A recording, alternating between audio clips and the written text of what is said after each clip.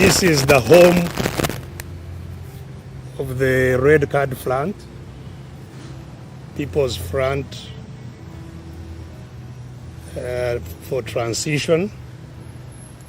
And this is a struggle front.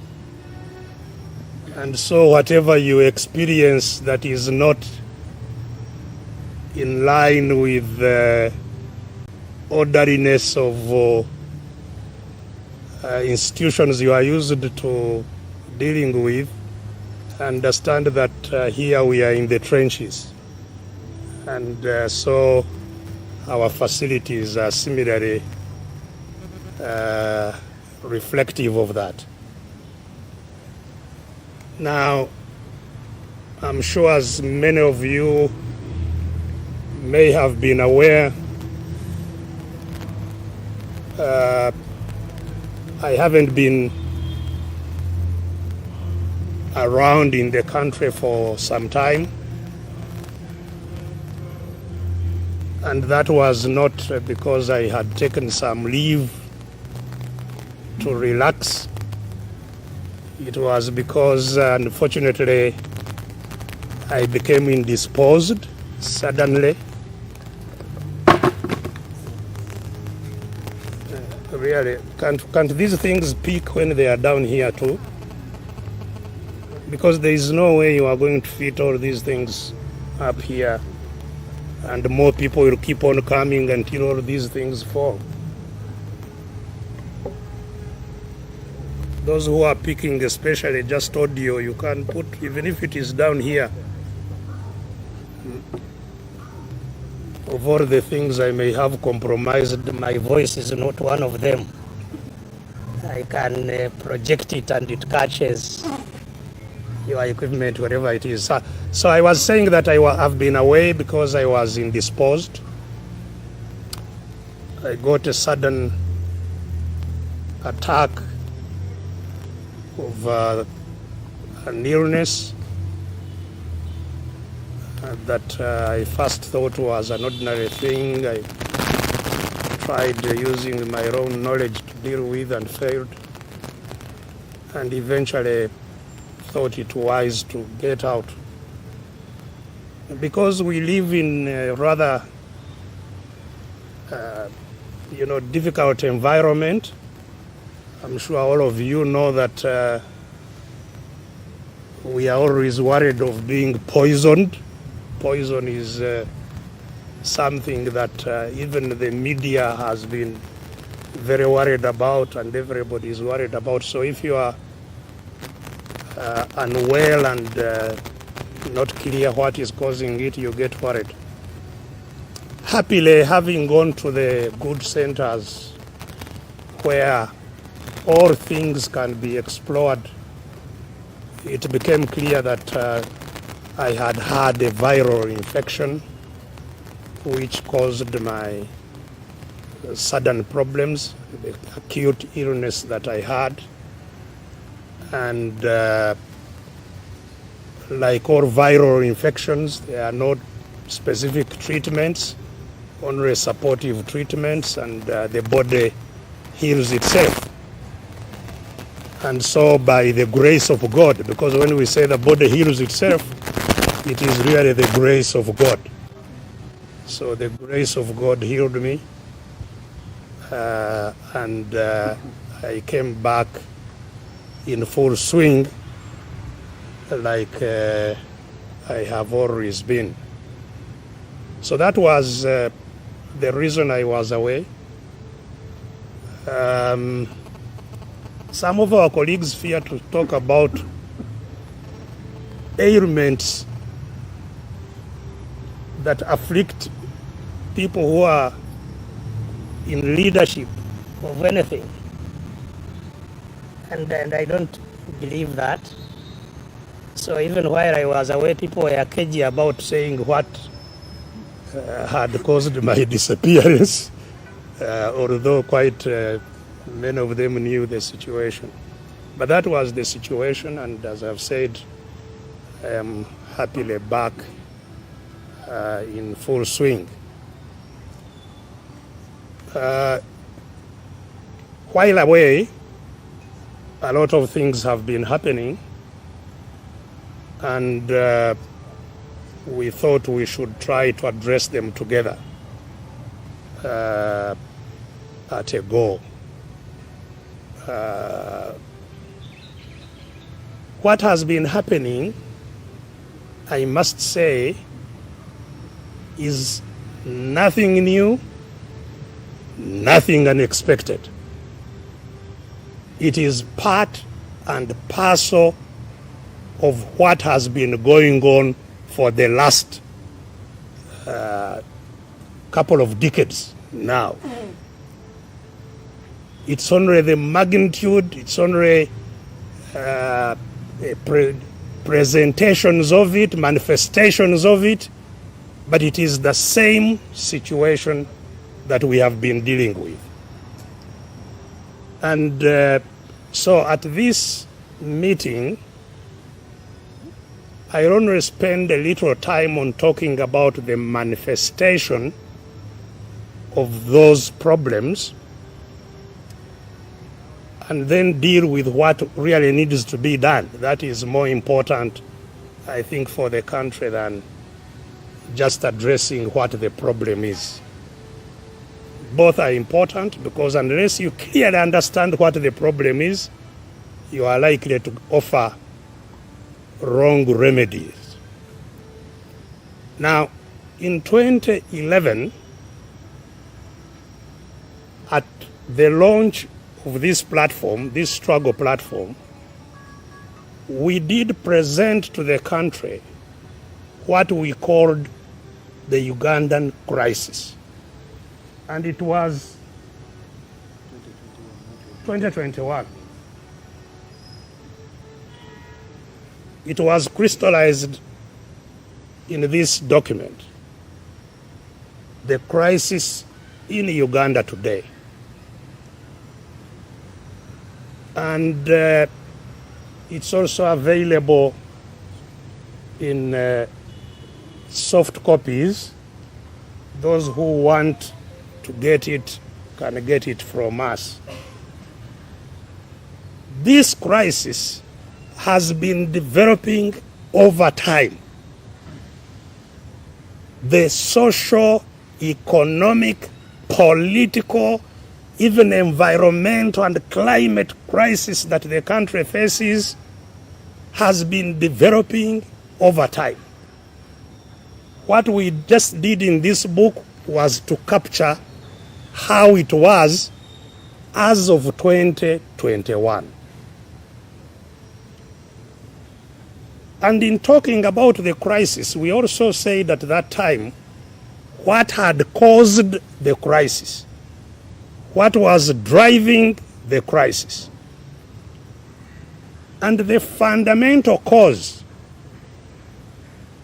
is what we characterized as the state capture in Uganda, the capture of the state by a cabal of people using force, using arms to capture all power of state, to capture all institutions of the state. And therefore, for the population and all in the state to be just subjects, observers of those who had captured the state. And it was clear that those who had captured the state had captured all the wealth of the country. That's what capturing the state means. You capture control of the wealth. So the population is not in control of the wealth within Uganda. They capture this decision making. They are the ones who decide. They are sovereign. They are the state. And that we made it clear that those who captured the country were embodied in the family of Mr. Museveni. And that we are captives. in the state of Uganda. And that those who had captured the state were using the resources of Uganda for mainly 4 or 5 purposes. First, to entrench their capture, to entrench their control, and make sure that nobody has a say. That is what they used resources primarily for, their priorities, to entrench their capture of the state. 2, to expand their power even beyond Uganda. So, entrenchment, expansion. 3, to disempower all others so that they are easily controllable. In other words, domestic entrepreneurship also to be captured. And that's why, indeed, if you look for the people who control the economy, it's not Ugandans. They pattern with some external interests in the control of the wealth of the country. Those who were Ugandan entrepreneurs were crushed. Ugandan financial institutions were crushed. There is no financial institution now that you can talk of as a Ugandan institution, save the struggling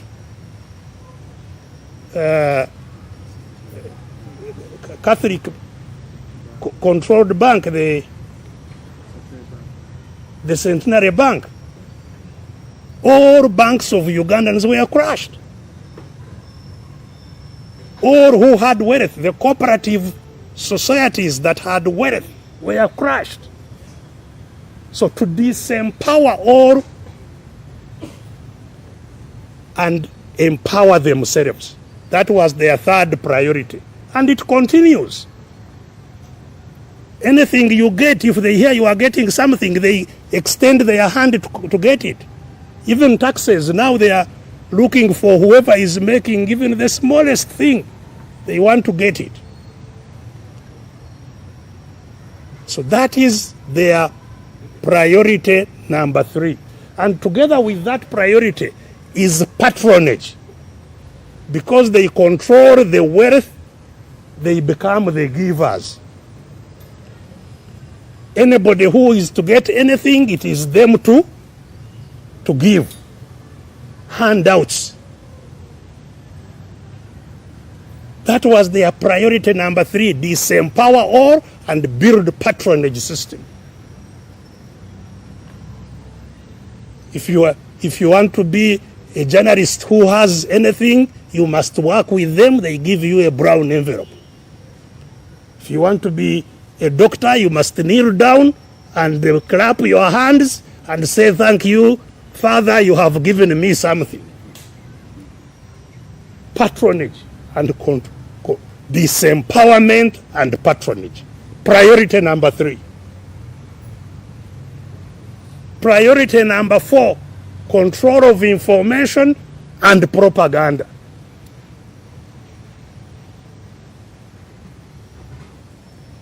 So that anybody who has to speak things they are not in support of or different views, they are either completely shut down or clouded out by their own noise and propaganda. And they have swarms of noisemakers in that regard, whether in the social media, whether in the mainstream media, whether in the bakubi ba masimu, people who call on on the radio stations, whether it is the people who are hosted by talk shows and so on, they make sure they are everywhere, clouding out any voice that shows what the real situation is. So that has been their priority, number 4. And that includes not just here, but international.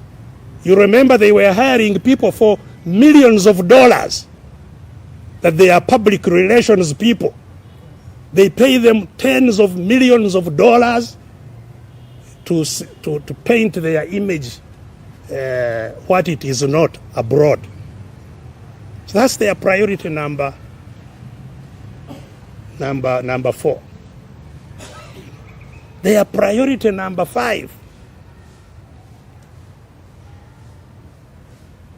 has been to make sure that nobody organizes against them. And any group that is organized, whether against them or not, that it's not harmonious, that it is divided and clashing. Because once it is organized at some stage, maybe it could pay attention to what they are doing. So they are anti-organization. Anti-organization, including what they claim to be their own organization. The NRM is not an organization. They can't allow it to be an organization, to be a strong organization, because it could then challenge them. So the people who captured the state have concentrated our resources in those 5 things. As a result, the crisis we are talking about started taking shape through the marginalization of the population. Started taking shape because they are not paying attention to health care of the people. In spite of the intensifying health challenges, go and check the budget. The budget for health is going down. I understand in the next financial year, from the framework that has just been discussed, the budget for health is going to go down about 8% of what it was. Because it's not a priority. And so you have the healthcare workers stranded. In Uganda today, a medical doctor serves between 20 to 25,000 people. One medical doctor. 20 to 25,000 people. But you heard there is no budget for medical interns. There is no budget for senior house officers, what they call senior house officers, the people who are specializing in different fields. There is no money for them. There will be no interns. And it's the interns that were running these institutions. So the healthcare system has totally collapsed as a result. You go to any healthcare institution. Recently, I had a patient in Mulago, a mother of one of our activists who needed operation. It was horrific what we went through in Mulago. To get admitted, to get a file from casualty, we paid 20,000 shillings just to get a file. And mark you, we are not short of contacts. It's not like any other person just walking off the street. To get a bed on the ward, you have to pay. Anything prescribed, you have to buy. This lady was to undergo an operation. They gave me a whole list of things to buy. before she could be taken to the theater, including stitching materials, what they used to close the wound of the incision, including buying gowns for those to participate in the operation. 3 gowns we had to buy in the National Referral Hospital of Uganda. So you can imagine what is happening in the health centers, Health Center 3, Health Center 4. So the crisis has been deepening. It's not a different crisis. It is the same, only that every year it deepens. The economy getting challenges because we are extracting from the economy.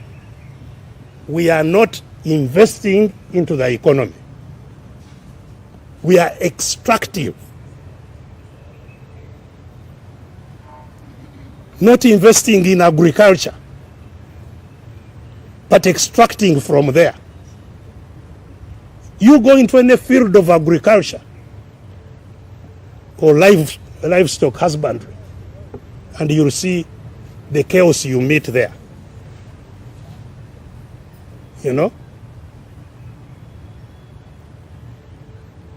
So, the economy has been, suffering as a result. They have the enclave economy here which they present. Uganda is prospering. MTN is here making money. I don't know who is making money. But what about ordinary folks? GDP, they talk about GDP. And the GDP is the money of Sudir and MTN and so on, divided amongst all these hungry mouths. See, that's what you have. So it's the crisis that we want to address that is driven by that state capture. Look, any country that does not pay attention to education is doomed. If a country does not build knowledge in its young people, it's doomed. We've talked here about the lack of investment in young people's education. That a child in Ugandan schools is provided for less than $3 a year. Less than 10,000 shillings. 10,000 shillings is less than $3 a year to build knowledge in a kid. And that kid to compete with the kid in Europe whom they spend on $10,000 a year. Compete with yours whom you spend on less than $3 a year. Who go and spend the whole day at school without eating anything.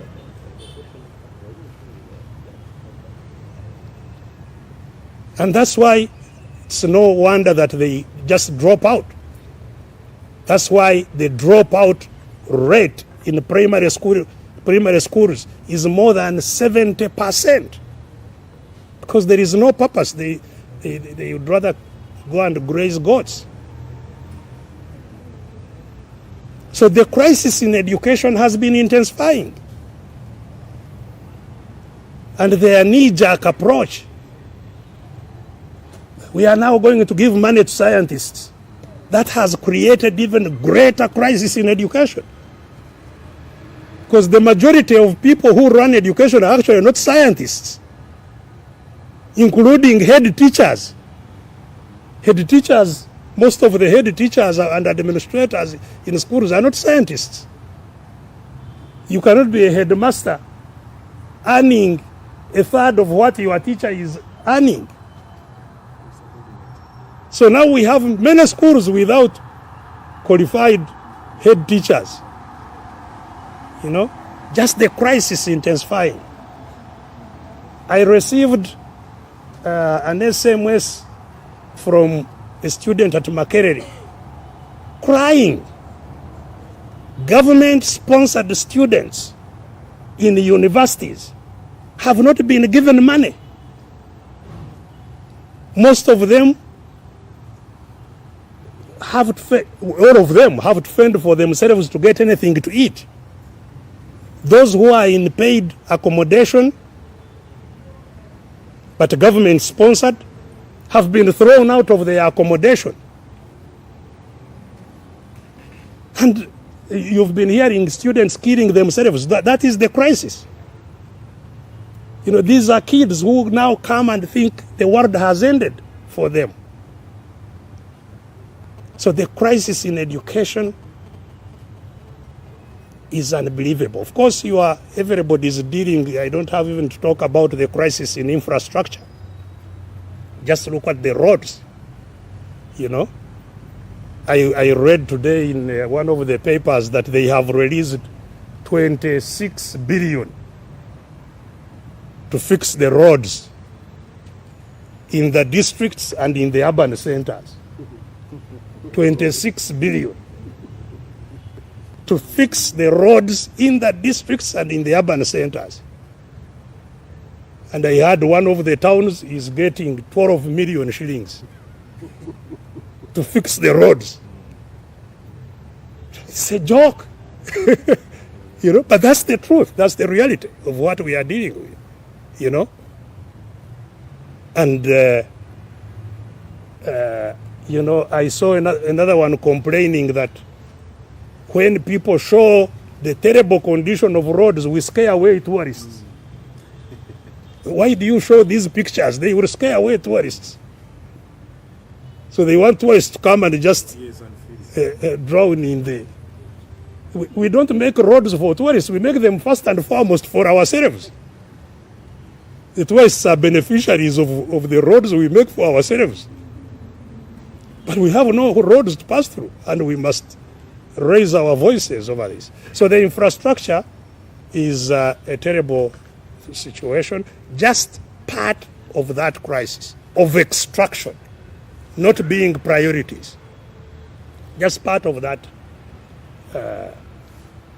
Now, what has been occupying the media lately is simply consequences of this crisis. You know, the corruption. People spend all their time talking about Mabati, iron sheets.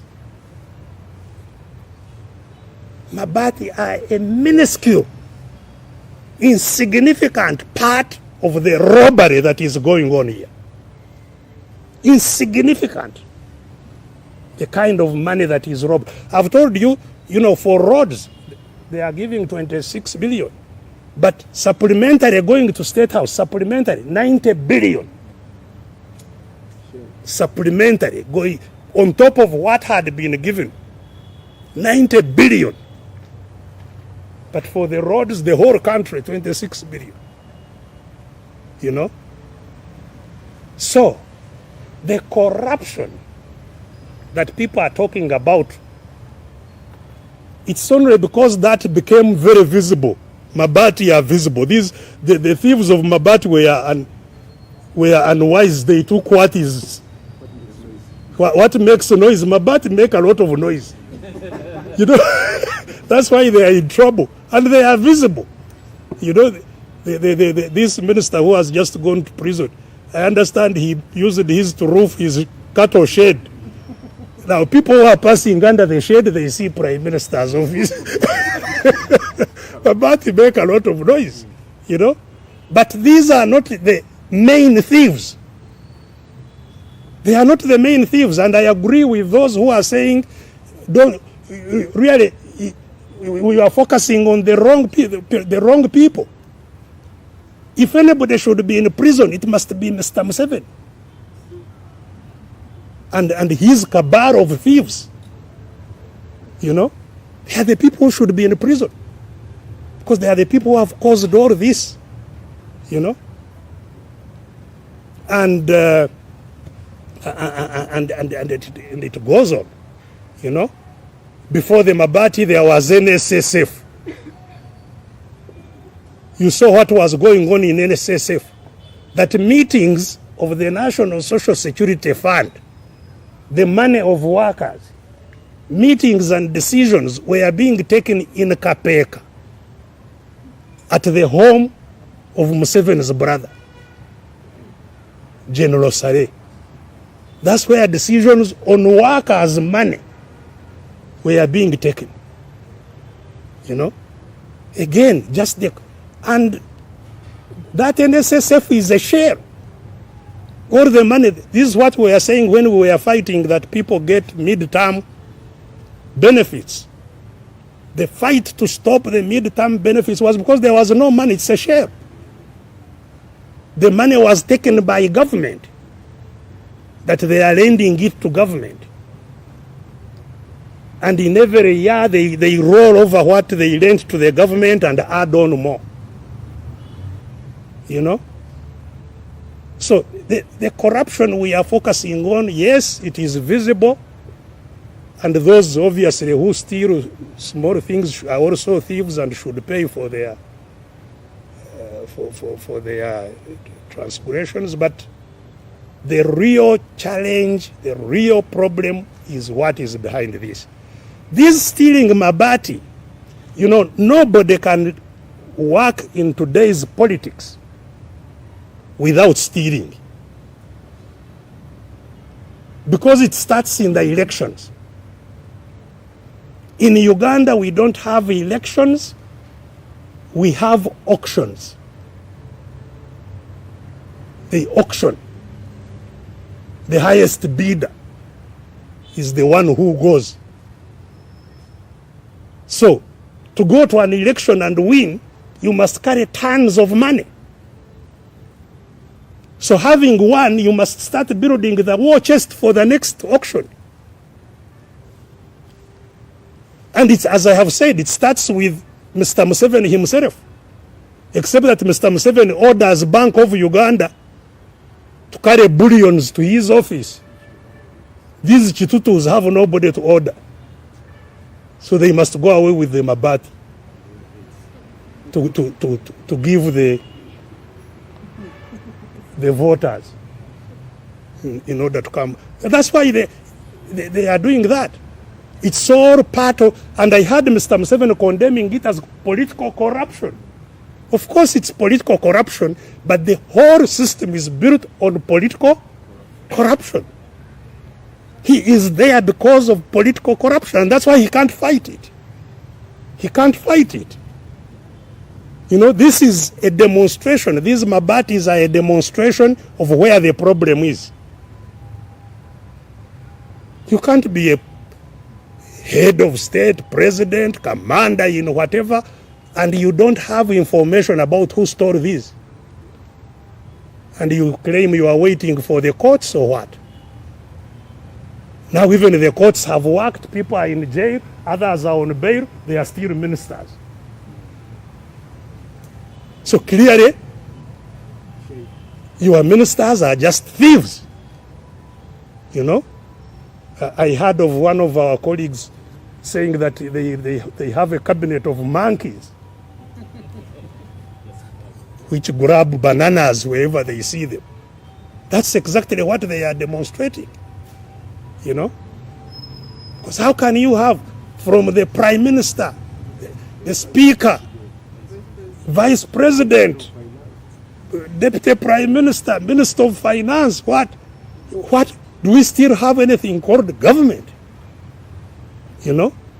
And the one who is their appointing authority, their controller, is there fidgeting. I saw him saying that those who had not used them can bring them back. So whoever steals should just, and his coach should just bring something back. Where will be the deterrence if the only action on those who steal is to be requested to bring these things back?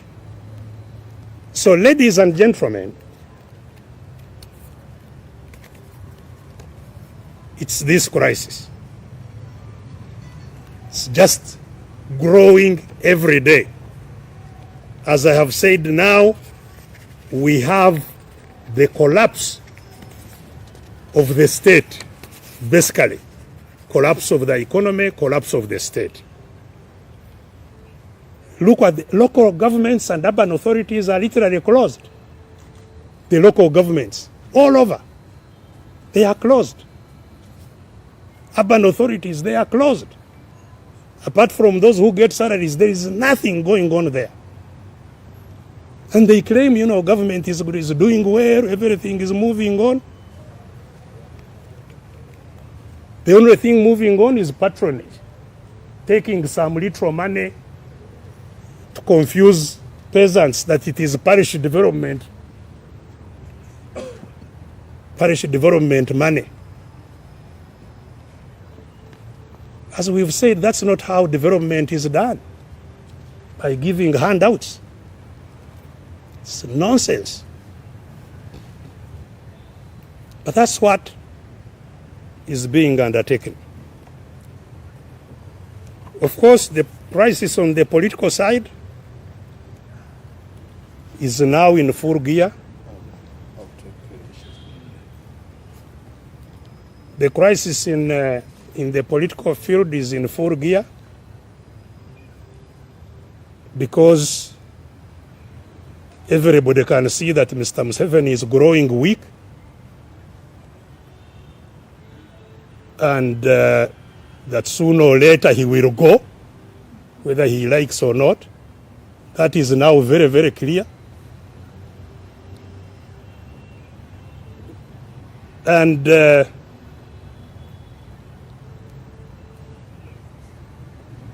that's why I think his son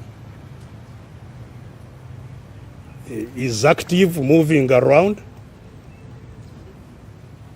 in total violation of law,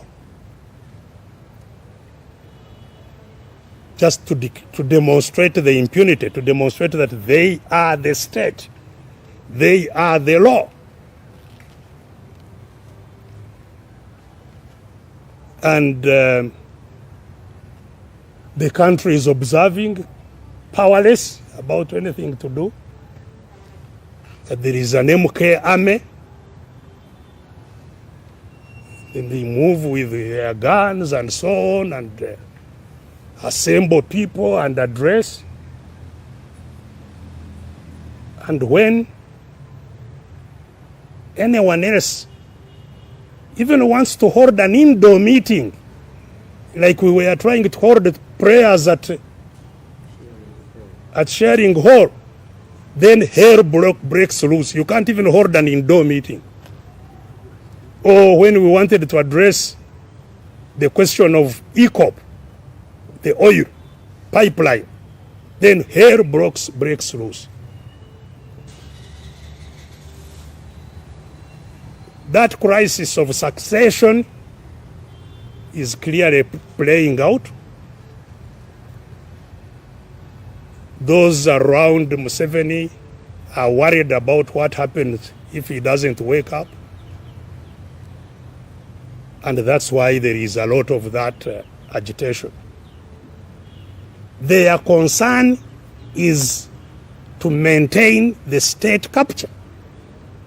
Their concern is not to change, is not to end the state capture, it is to maintain the state capture. But that is, a political crisis that we have to deal with. Now, as I pointed out, the country should focus on how to end this.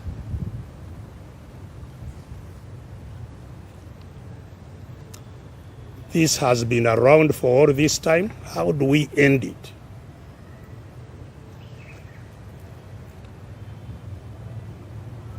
And that is, as we have pointed out time and time again, the reason we wake up every day focused on how do we end state capture, because that is the problem. How do we end the capture of the state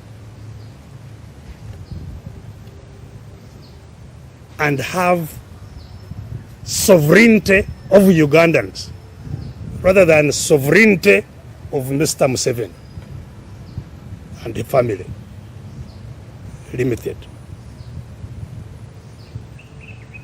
And the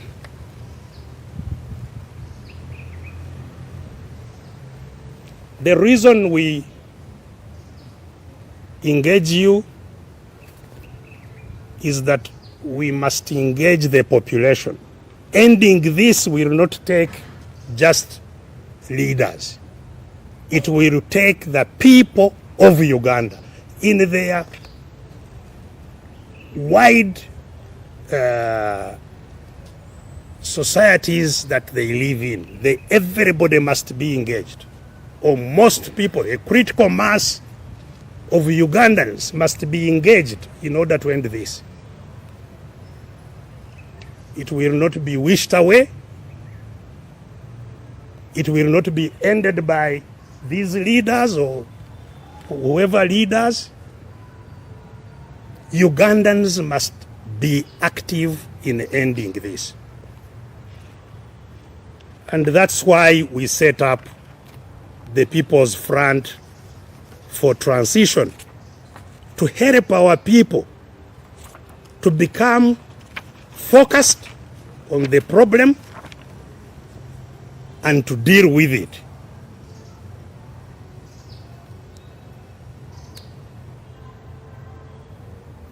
Becoming focused and dealing with it has not been easy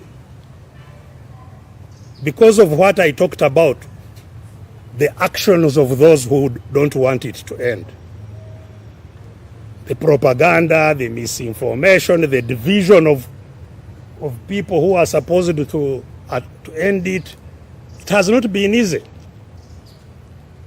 But thank God we have remained focused and dealing with it. And the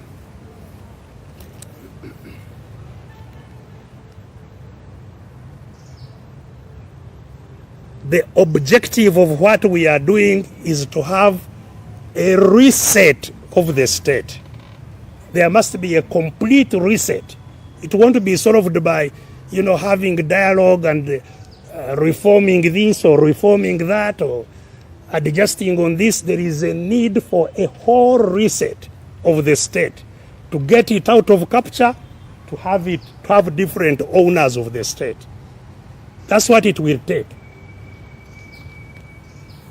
And once that reset has happened, the ownership has changed of the state, then the structuring of the state must happen, or restructuring will happen after ownership has changed. And that is why, again, we have already suggested ideas in this book, the transition agenda. What will happen in the restructuring of the state once the ownership of the state has changed? It's the restructuring of the state. But how do we change the ownership? You can put it down there. The ownership of the state, again, at the risk of sounding quite repetitive, the ownership of the state, it is our contention, will be achieved through a fight, not through the auctions or elections that are being talked about. The people of Uganda must fight for their ownership of the state.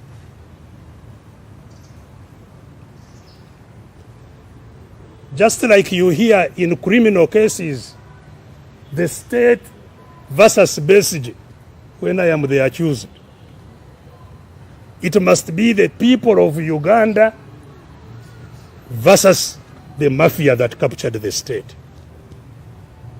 the people must fight for their ownership. Nobody will fight for their ownership. They must fight for their ownership. So our role is mainly twofold. We have not been very successful in those roles for a number of challenges, but they remain our roles. The first one is to awaken those people who must take back their state. Conscientize them, get them to understand the dynamics. Mobilize them. And that's where we are going to put full throttle going forwards. Mobilization of the country. Mobilizing them not to vote, but mobilizing them to take action, to fight for their ownership.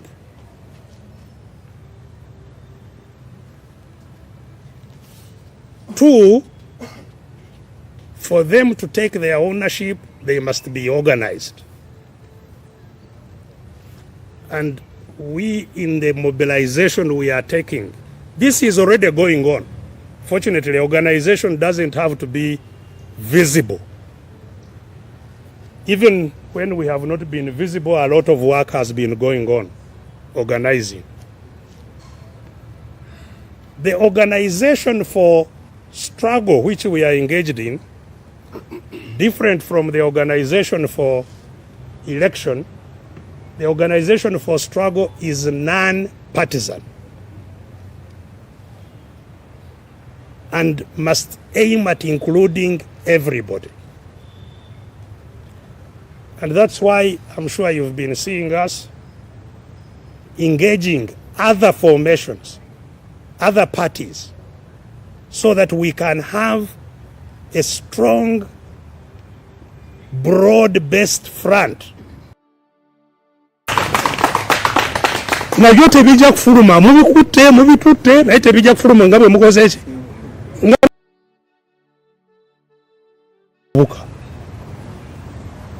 Bitundu 8 kumpi ku buli 100 eby'eggwanga lyaffe bavubuka. N'olwekyo tuli mu nsi y'abavubuka. Ate abavubuka ebbanga lyonna be bakyusa eggwanga. Bavubuka kubanga okusooka be balina amaanyi siga bungi bwokka kuba nti bangi, naye n'amaanyi ag'obuvubuka agasobola okwekolamu omulimu mu ngeri abalina emyaka egy'awaggulu gye batasobola. Nga bwe twagenda mu nsiko ne tubawangaalirayo emyaka, na mukadde takisobola. So abavubuka kibakakatako okuba ku mwanjo gw'olutalo olukyusa eggwanga. Si kwogera bwogezi nga bwe nkiraba ennaku zino. Mulembe gwaffe, mulembe gwange okola kinga owangaalira mu kkomera.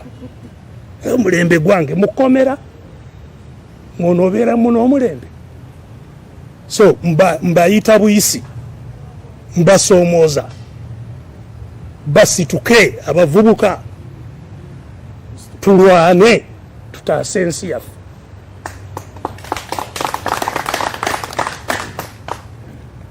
Lwaki tebajumbidde abantu kye tubabuulira? Okusooka nakugambye nti n'abangi n'okubiwulira tebakola ki? Tebabiwulira, kubanga waliwo ebisenge ebizimbibwa okubagaana okuwulira. Amalediyo agamu tetusobola gagenda ku, in fact ebweru w'e Kampala tosobola genda ku lediyo oyogerereko bino byenjogera. Tekisoboka. Mubadde mubalaba nga batusika mu malediyo n'abasirikale, temwogera. Tojja kukola lukuŋŋaana bakukkirize. Nkugambye ne lw'omu nnyumba terukkirizibwa. Walabye bannaffe abanuupu ababadde bagenze ekyenjojo bavuddeyo ku migo. So eyo nsonga esooka nti amaloboozi gennyini agandibadde gategeeza abantu ne bategeera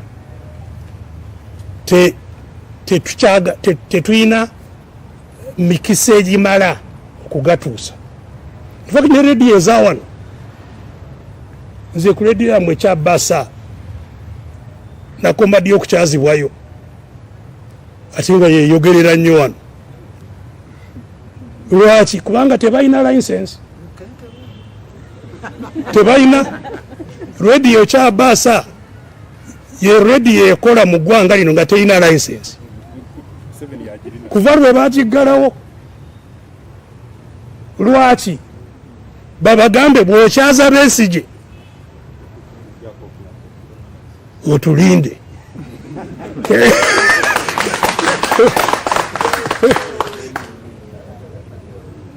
So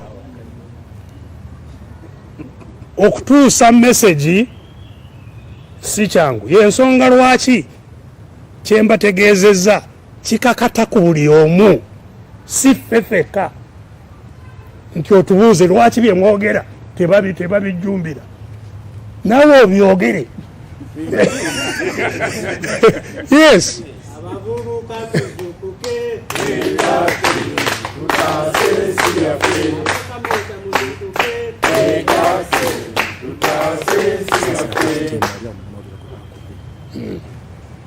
So eyo yembeera nti tebaagala message etuuke. Na bino bye twogera mujja kubijja wano mu mastation gammwe ba gatekeeper gye bali. Nabyo tebijja kufuluma, mubitutte naye tebijja kufuluma nga bwe mukoze eki, nga bwe mubikutte, kubanga waliyo ba gatekeeper ababali. So amaloboozi gaffe tegatuuka. Ne bwe biranga bye tukola actual activities, mulaba ekibaawo bwe tuba ne activity, namwe bwe mujja okukapturinga ebigenda mu maaso, namwe mufuuka balabe, kubanga mwagala kutuusa bye batayagala bikoleki bituuke. Nalabye wano munnange Isano ne Kitimbo nga babafuuyira ng'ebiyenje nga balina akagora aluwa babafuuyira ng'ebiyenje. So that is eyo ensonga ekola ki esooka. Ensonga ey'okubiri nti abantu baffe era kye bagezaako okukola babazimbamu okutya. Omulimu gwe bakola gwonna gwa kuzimba okutya mu bantu. Ne be bakuba oba be bookya paasi ne balaga paasi nga bwe bamwokeza, oba ne balaga kakwenza nga bwe bamukuba emigo, bakiraga olabe ogambe nti bino tebisoboka. Yensonga lwaki naffe batulugunya abakulembeze. Bw'olaba nga bankuba nga bakola ki ogambe Besigye oba mukoledde bwe batenze. So abantu bawangaalira mu kutya. Ekigoba okutya kutegeera nti abatiisatiisa balinga semufu. Semufu gwe bateeka mu nnimiro olowooze nti kino kya mutaawaana. Bw'obanga otidde n'ojja n'okola bw'oti